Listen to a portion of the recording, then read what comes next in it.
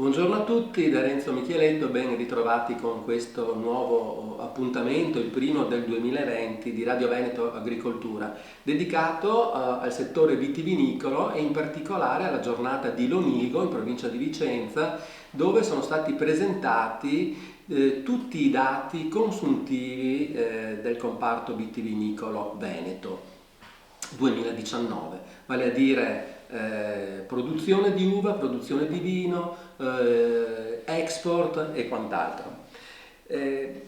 Ricordiamo anche che le slide del convegno di Lonigo sono già disponibili dal pomeriggio sul sito di Veneto Agricoltura. Per parlare di questo abbiamo invitato il collega, il dottor Nicola Severini dell'Osservatorio Agroalimentare di Veneto Agricoltura. Grazie Nicola, ci siamo già visti in altre occasioni qui a Radio Veneto Agricoltura. Noi oggi, così come dire, prendiamo in considerazione alcuni dati che sono stati presentati dai colleghi di Avepa e della Regione Veneto proprio a Lonigo riguardanti il comparto. Inquadriamo il settore vitivinicolo veneto velocemente prima poi di passare ai dati consuntivi del 2019. Buongiorno, allora continua la crescita del vigneto veneto, infatti anche nel 2019 si registra un'ulteriore crescita delle superfici del 3,1%, arrivando a sfiorare i 97.350 ettari. Quindi siamo quasi a 100.000 ettari di vigneto. Quasi 100.000 ettari totali o potenziali, perché di quelli in produzione ci manteniamo un 10.000 ettari in meno, quindi sono ulteriori 10.000 ettari ancora da impiantare. Di queste superfici il 42% lo troviamo nella provincia di Treviso, un ulteriore 31% a Verona e poi troviamo ancora le province di Venezia con 10%, rispettivamente con l'8% sia Vicenza che Padova. Quindi Verona e Treviso fanno la parte del leone. La parte del leone. E di queste superfici vitate il 74% è rappresentato da cultivar a bacca bianca, quindi con la predominanza del glera per il prosecco. Anche le aziende ormai sfiorano le 30.000 unità, con una dimensione media di 3,3 ettari di superficie. Per quanto riguarda le singole varietà, come dicevamo, a predominare il glera, che ormai sfiora i 36.000 ettari, pari al 37% della superficie vitata regionale, varietà che si presenta in crescita rispetto al 2018 del 4,5%. A seguire abbiamo con un terzo delle superfici del glera abbiamo il pinot grigio e ancora la garganica che però presenta delle superfici in riduzione del 2,3%. Ritornando al glera, dei 20.000 ettari presenti in zone DOC, il 71% di questo è presente sulla provincia di Treviso, a seguire col 10% rispettivamente abbiamo Padova e Venezia.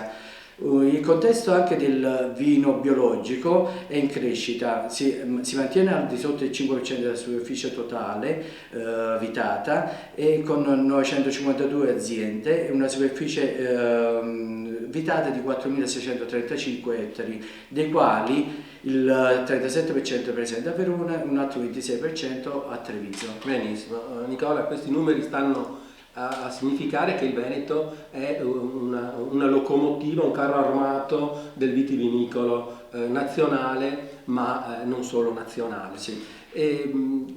Fatto questo inquadramento passiamo invece a quella che è stata la vendemmia 2019 e partiamo con la produzione di uva. Grazie ai numeri della Regione Veneto, in particolare di Avepa, sono state depositate denunce di produzione di uva per circa 10.500 unità e da queste si stima una produzione complessiva di uva di 13,2 milioni di quintali, dei quali il 5,5% è dovuto a delle uve in supero, ovvero sia la quantità di uva che viene prodotta di sopra del quantitativo massimo previsto da ogni disciplinare di produzione. Di questa produzione determina un calo produttivo del 19,8% rispetto al 2018, però bisogna dire che è stata un'annata eccellente, eccezionale per produttività. Infatti da un confronto rispetto al 2017 invece la produzione aumenta del 13% circa. A prevalere sono ovviamente le uve bianche che rappresentano l'83% di quelle prodotte ad hoc, il 99% di quelle ad OCG e il 57% di quelle a IGT. Poi il 46% della produzione di uva deriva da associati a delle cantine sociali.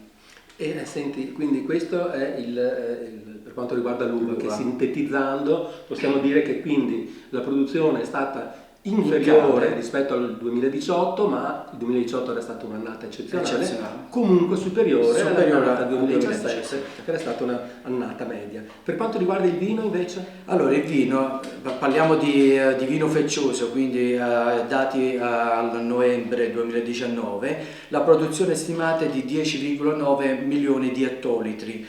Di questi praticamente 7,8 milioni di ettolitri riguardano vini a denominazione DOP e altri 2,4 a denominazione IGT.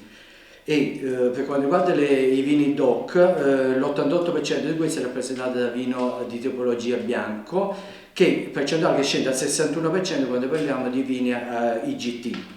Ritornando ancora alla produzione delle uve, dei quasi 10 milioni di quintali prodotti DOP, questi abbiamo due macrosistemi, abbiamo il macrosistema Prosecco e il macrosistema Verona, che insieme rappresentano il 77,8% del vino prodotto DOP.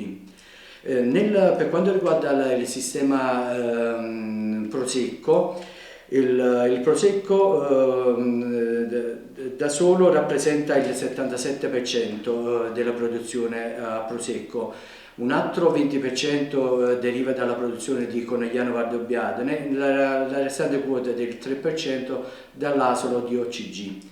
Mentre per quanto riguarda il sistema Verona abbiamo che il 39% deriva dalla Valpolicella, un altro 31% dalla zona del Soave, poi seguono il Custoza, il Bardolino e il Garda, per un totale di 2,3 milioni di quintali di uve.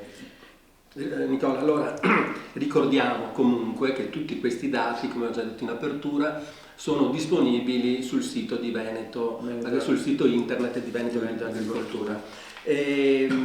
Direi che, visto che siamo anche in chiusura, di passare un po' all'export e comunque ricordiamo che le slide presenti sul sito sono state elaborate dai colleghi della Regione Veneto, sia del Dipartimento Agricoltura che della Statistica e dai colleghi di Avepa. Chiudiamo, Nicola, con due parole sull'export, che anche in questo caso siamo sicuri che il Veneto risultava essere la quarta potenza mondiale. Si è confermata? Sì, si è ulteriormente confermata. Allora, se facciamo un excursus per quanto riguarda i produttori di vino, nel 2019 la produzione di vino a livello mondiale si è assestata su 263 milioni di ettolitri, di cui praticamente i primi 8 paesi insieme rappresentano il 74% della produzione totale e l'Italia si pone al primo posto con 46,4 milioni di ettolitri. Mentre per quanto riguarda i produttori, l'Italia si posiziona al terzo, consumatori, l'Italia si posiziona al terzo posto, mentre al primo posto abbiamo gli Stati Uniti. In termini di esportazioni, in volume, abbiamo nel terzo trimestre del 2019 che in valore il Veneto ha esportato per oltre 1,6 miliardi di euro, con una crescita del 3,8%, mentre i dati consuntivi del 2018 vedevano una crescita del Veneto del 3,6% a fronte dei ricavi di 2,2 miliardi di euro. Bisogna dire che praticamente per quanto riguarda l'esport di vino veneto, se il contesto del vino venduto in Russia aumenta dell'11%, si è fermato un po' quello che è la destinazione Cina, che cresce solo dell'1%. Benissimo, abbiamo concluso il nostro tempo a disposizione, è stata una carrellata di numeri che, ripeto, con più calma possono essere scaricati e letti dal sito di Veneto Agricoltura, e ringraziamo, lo ripeto ancora, i colleghi della Regione Veneto e di Avepa per aver elaborato tutti questi dati. E ringraziamo anche il dottor Nicola Severini dell'Osservatorio Agroalimentare di Veneto Agricoltura, e noi ci rivediamo la prossima settimana con un altro approfondimento. Un saluto a tutti.